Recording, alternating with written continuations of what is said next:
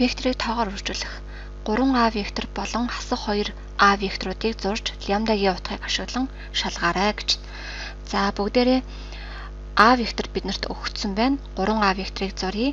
За үүний тулд лямдагийнхаа оронд лямда тэнцүү 3 гэдэг утган дээрээ харгалзуулаад векторыг харъя. За эндээс ингээ харвал 3А вектор гэдэг нь А вектораас уртаараа 3 дахин их мөртлөө ижил чиглэлтэй вектор байна. Тийм ээ. За тэгвэл хасах 2А векторыг харъя. За хасах 2А вектор.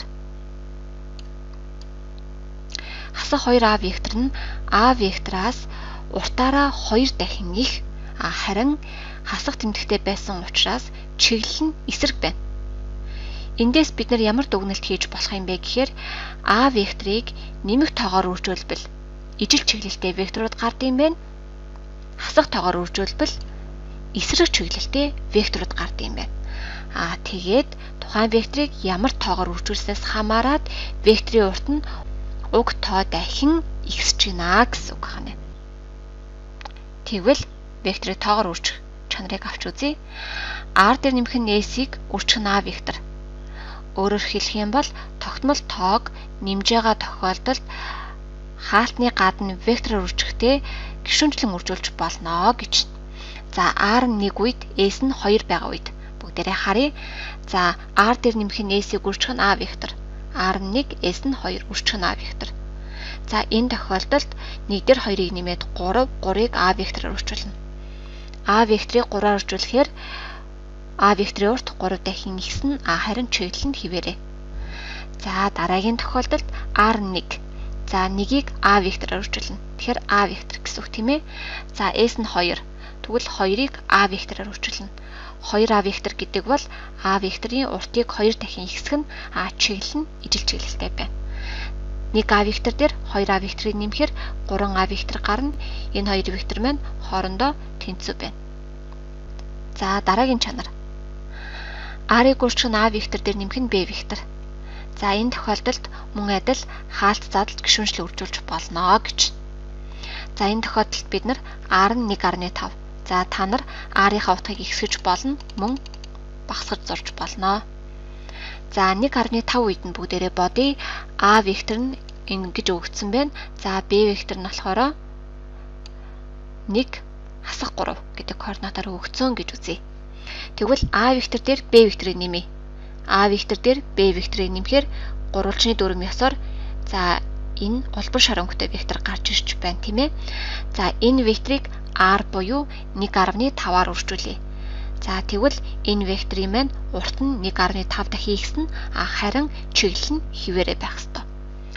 Дараагийн тохиолдолд 1.5-ыг А-гаар үржүүлье. А векторын урт нь 1.5 дахин ихсэх ёстой, чиглэл нь хിവэрэ байх ёстой. 1.5-ыг Б вектороор үржүүлье.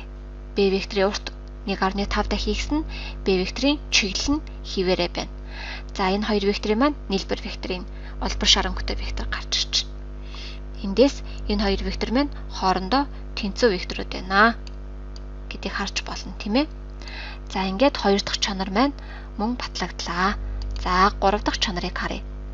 R-ыг үржихнээс хоёр тогтмол тоог үржүүлээд А вектороор үржүүлсэн нь А векторыг S гэдэг тогтмол тоогоор үржүүлээд дараад нь R гэдэг тогтмол тоогоор үржүүлсэнтэй тэнцүү байдаг гэж. За энэ дээр А вектор өгөгдсөнгүй. Тэгвэл 4 S нь 0.5 байг. Тэгвэл энэ хоёрын үржүүр 2, 2-ыг А-гаар үржүүлэхээр А векторын урт 2 дахин ихснэ гэсэн үг. За харин дараагийн тохиолдолд А векторыг S буюу 0.5-аар үржүүлье. 0.5-аар үржүүлэхээр А векторын урт нь 2 дахин багасна. Өөрөөр хэлэх юм бол 0.5 дахин ихснэ гэсэн үг тийм ээ. Тэгээд гарч ирсэн векторыг 4 дахин ихсгэнэ гэдэг чинь урт нь 4 дахин ихснэ харин чиглэл нь хിവэрэ байна. Эндээс энэ хоёр вектор маань хоорондоо тэнцүү гэдгийг мөн адил харж болно. За ингээд сүүлийн чанар маань мөн батлагдлаа. За саяны чанартай холбоотой бүгдээрээ дасгал бодлого бодъё. За хасах А вектор дээр хастг нь 1.5-ыг үржих нь хасах 1А вектор, нэмэх нь 3Б вектор. За бүгдээрээ алгебрийн аргаар бодъё. Төрөний чанарыг ашиглах юм бол гишүүнчлэн үржүүлж болно гэсэн. 1.5-ыг хасах нэгээр үржүүлье. Нэмэх 1.5 А болно тий. Энэ дээр нэмэгдээд 0.5 А вектор болно. За хариулт та энд дээр бичиж өгнө. За 1.5-ыг 3-аар үржүүллээ. Хасах 4.5 болно. Хасах 4.5 B вектор болох нь тийм ээ. За хариугаа шалгая. Зөв байна гэж. За тэгвэл би энэ дээр би хасах 4 гэдээ оруулчих. Хариугаа шалгая. Буруу. Дахин оролдоно гэж юм тийм ээ. За буруу байгаа тохиолдолд зүүн талын цонхон дээр геометр дүрслэл гэдэг хэсэг харагдана. За энэ дээр бид нар сая ихний хэсэгт болохоор бүгдээрээ хариугаа олохдоо айлгбрийн аргыг ашигласан бол одоо геометр арга ашиглая. За А векторыг бүгдээрээ дурын байдлаар өгч болно. Б векторыг мөн адил дурын байдлаар өгч болно. За А векторыг энд хасах нэгээр үржүүл гэсэн. Тэгэхээр А векторыг хасах нэгээр үржүүлээ гэдэг нь А векторын чиглэлийг нь солиод урт нь яах нь хിവэрэ байна гэсэн үг. Нэмэх нь 3 Б вектор. За Б векторын уртыг 3 дахин ихсэх нь харин чиглэл нь хിവэрэ байх ёстой тийм ээ. Эерэг тоогоор үржигдэж байгаа учраас. Одоо хасах А вектор дээр 3 Б векторыг нэмье. Хасах А дээр нэмэх нь 3 Б вектор.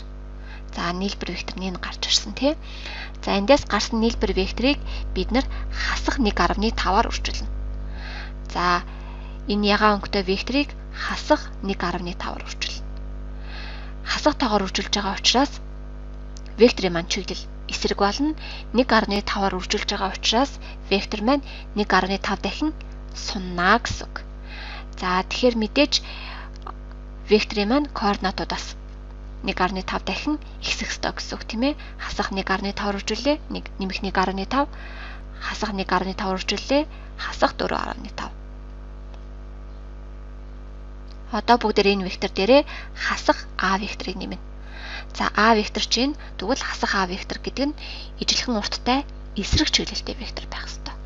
За энэ хоёр векторын маань нийлбэр 0.5 А вектор, хасах нь 4.5 Б вектор гарч ирж байна. За та нар шинэ бодлого гэдэг товчон дээрээ дараад шинэ бодлогуудыг гаргаж ирээд өөрсдийнхөө мэдлэгийг шалгаарай.